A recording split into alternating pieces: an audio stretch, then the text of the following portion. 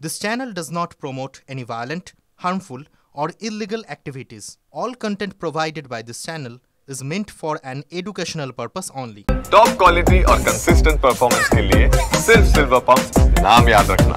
মমতা বলেছেন বিদেশি যারা এদেশের নাগরিক নয় তাদের তো বেরোতে হবে দেশ থেকে। মুখ্য সচিবকে জাতীয় নির্বাচন কমিশন ডাকার পরে কি চাপে পড়ছে, মানে অনুপ্রবেশ করে নিয়ে? কোনো বিদেশি তো এখানে থাকতে পারবে না, যে বৈধ ভিসা নিয়ে এসে যতদিন তাকে অনুমতি দিচ্ছে সরকার থাকবে। কিন্তু যারা এখানে ভোটার হয়ে নাগরিক হয়ে এই দেশের সম্পদ ভোগ করছে, এখানে ইলেকশনে অংশগ্রহণ করে আমাদের প্রভাবিত করছে, সে সমস্তকে ভোটার লিস্ট থেকে বাদ দিতে তার নাগরিকত্ব ক্যান্সেল করতে হবে। কিন্তু মমতা ব্যানার্জি সেই সমস্ত বিদেশিদের পক্ষে দাঁড়াচ্ছেন, কারণ তাদেরকে ওনার সরকার ভোটার বানিয়েছে, তাদের ভোটে জেতার চেষ্টা করছেন। স্বাধীনতা দিবসের রাতে কালকে বক্তব্য রাখতে উনি বলছেন আজ যারা বার্থ সার্টিফিকেট চাইছে তাদেরকে জিজ্ঞাসা করি আপনাদের বাবা মায়ের বার্থ সার্টিফিকেট আছে তো, মানে সুপ্রিম কোর্টের আইনে আধার কার্ড। ভোটের আগে রাত্রিবেলা বক্তব্য রাখতে উনি ঘুমিয়েও ভোটের কথাই ভাবেন, ইলেকশন আর ভোট ছাড়া কিচ্ছু ভাবেন না। কিন্তু দেশের আইনের উপরে উনি মনে করেন কিছু করবেন, সেটা সম্ভব নয়। বাংলা ভাষার অধিকার রক্ষার বড় অপমান আর কিছু নেই, মানে বাংলা ভাষা নিয়ে যখন মন্তব্য হচ্ছে বাংলাদেশ মেতে হচ্ছে তখনই কিন্তু সেই জায়গায় তিনি এই বক্তব্য। এতদিন তো বাঙালি করা দরকার হয়নি। বাঙালি সারা দেশে আছে, দুনিয়ায় আছে, তার সম্মান আছে। মমতা ব্যানার্জি কি করবেন বাঙালির জন্য? কি করেছেন?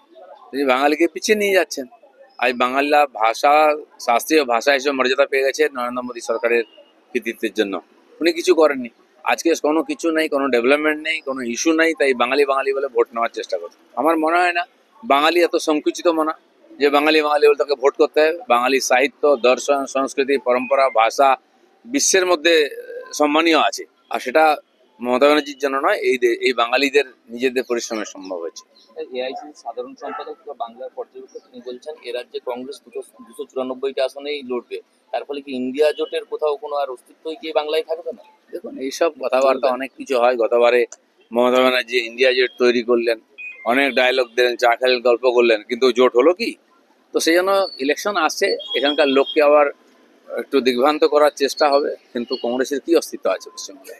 রাতেই স্বাধীনতা দিবস উদযাপন করতে গিয়ে বলছেন যে এই বাংলাকে আমি চিনি না, এই দেশটাকে আমি চিনি না। কি ভেবেছে এটা কি মগের মূল্য? উনি অনেক কিছুই চেনেন না এখানকার। ভারত এত তাড়াতাড়ি পাল্টাচ্ছে না, ওনার পক্ষে চেনা মুশকিল। উনি তো মান্ধাতার যুগে রয়েছেন। উনি সেইভাবেই চাইছেন অনুপ্রবেশকারীদের নিয়ে ভোটার বানিয়ে তাদের নিয়ে ভোটে জেতার চেষ্টা করছেন। দেশ পাল্টাচ্ছে, দুনিয়ার সামনে পাল্টাচ্ছে। পশ্চিমবাংলার মানুষ সেই জন্য পশ্চিমবঙ্গ ছেড়ে বাইরে চলে যাচ্ছে। তারা এই বাংলাকে চিনতে পারছে না। এই বাংলা সেই বাংলা যেটা আমরা কল্পনা করেছিলাম সোনার বাংলা, সেটা হয়নি। তাই মানুষ বাংলা ছেড়ে পালিয়ে যাচ্ছে। দাদা, এসআইআর বিভ্রান্ত করার চেষ্টা করছে মানুষকে। আধার কার্ড নিয়েও সেখানে বহুত উক্তি তুলে ধরা হচ্ছে, বলছে সুপ্রিম কোর্ট নির্দেশ দিয়েছে, কিন্তু দেখা যাচ্ছে এতটা নয়। সুপ্রিম কোর্ট কি নির্দেশ দিয়েছে এটা সুপ্রিম কোর্ট পরিষ্কার করে বলে দেবে। মমতা ব্যানার্জি এটা বলার কি? সুপ্রিম কোর্ট আছে, নির্বাচন কমিশন আছেন, যে ধরনের সমস্যা তৈরি হয়েছে সমাধান করার জন্য যথেষ্ট আছে। তারা ক্লিয়ার কাট দেবেন, যেটা বিহারে হয়েছে। মমতা ব্যানার্জি এখন লোককে বিভ্রান্ত করার চেষ্টা করছে, কিন্তু দেখুন সব পরিষ্কার হয়ে যাবে এবং এখানে এসআইআর হবে। এসআইআর শুরুর আগে দেখা যাচ্ছে আমরা জেলাতেই দেখছি যে বিভিন্ন জায়গাতে ভুয়ো ভোটার কার্ড, মৃত ভোটার, মানে একদম হাজার হাজার প্রত্যেক বুথে অন্তত 50টা করে মৃত ভোটার, ভুয়ো ভোটার আছে। সেটা বাদ দিলে দেখেন বিরাট বড় সংখ্যা একটা দাঁড়াবে। যেটা মমতা ব্যানার্জি ভয় পাচ্ছেন, সেটা বাদ দিলে ওনার ভোটারগুলো কিছু থাকবে না। চলো, ডায়মন্ড হারবার লোকসভা কেন্দ্রে নিয়ে আক্রমণ পেন ড্রাইভে করে ভিডিও পাঠালেন অভিষেক ব্যানার্জি। না, ওখানে এসআইআর হলে পরিষ্কার হয়ে যাবে কত লক্ষ ভুয়ো ভোটার আছে। ডায়মন্ড হারবার সবচেয়ে বেশি আছে, আর সেটা ওইভাবে চাপা দিতে পারবেন না।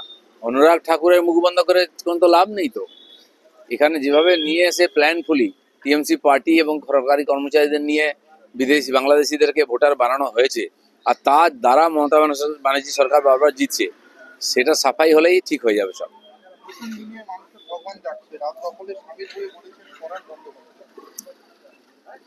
ঠিক আছে, যে অপরাধ হয়েছে তার বিরুদ্ধে প্রতিবাদ সবার করা উচিত, যে যেমন ভাবে করছে।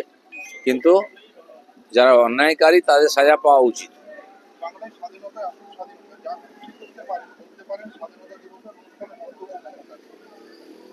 কি বলেছেন? বাংলার স্বাধীনতা,